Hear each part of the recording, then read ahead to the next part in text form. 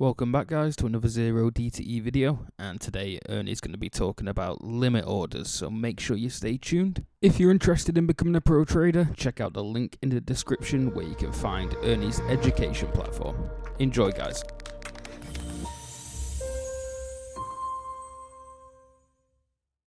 So let's say we put on a fly like that with the move down. The volatility is suppressed a little bit, but it's still something. Let's make it 10 wide. And we can see that there's a fair amount of profit in this, so that if we got a quick move in one direction towards the fly, we'd want to make sure that we captured it, right? $125. So let's say that we put it on and it's $150.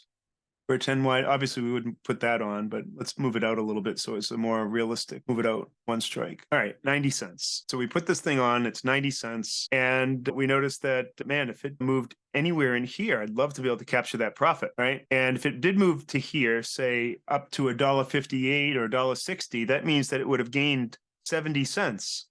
So can I just put on a limit order that's for $1.60? Yeah, you can do that. So you put on a closing trade for $1.60. And then if it goes up there while you're not looking, it will execute and you grabbed a quick move. That might be something I would do if I put the trade on and then I can't look at it for the next hour. And so then I put that quick profit take and go do what I have to do.